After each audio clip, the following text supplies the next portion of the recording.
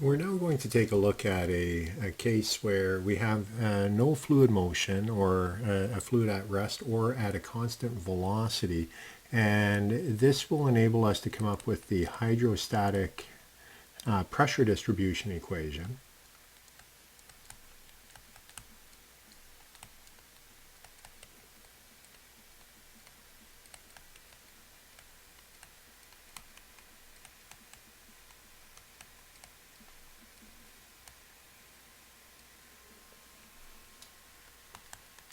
So this applies for fluid at rest or constant velocity.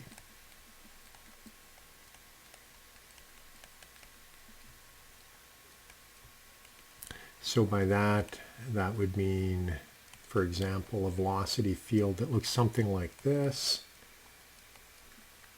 And with that, the acceleration vector is 0. And we can write del squared v is equal to 0 as well. Consequently, the equation that we had for a fluid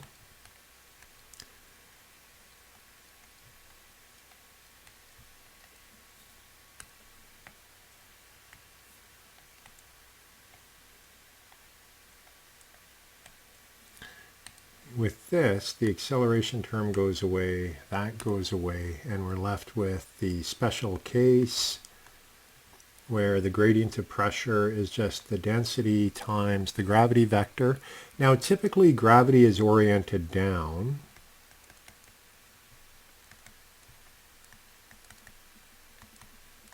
unless you're doing space fluid mechanics.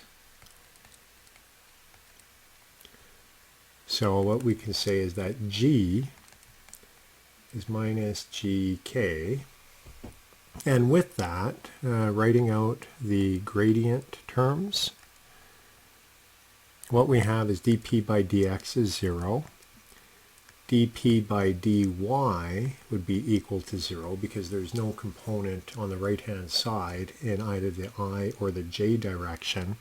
And finally, dP by dz is the only term that would exist, and that would equal minus rho times g, the gravity vector, or the scalar value of the gravity. And with this, that means that pressure is only a function of z, so we can rewrite that as an ordinary differential, and we get dP by dz is equal to minus rho g. So this is going to be the equation that we're going to work with for hydrostatic pressure distribution. And what we'll do, let me write that out again. So we had dP by dz equals minus rho g. And what we're going to do, we're going to integrate this. So let's rewrite that. We would have dP on the left is minus rho g dz. And we're going to integrate that.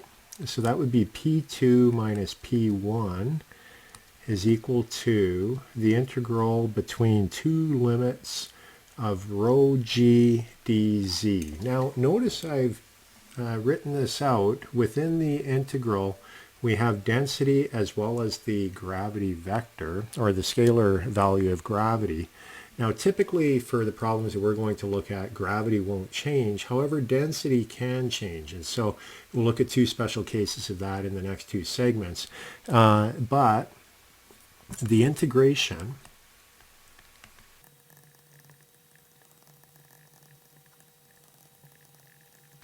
we're going to assume that the gravity scalar value g is going to be constant and not changing with z.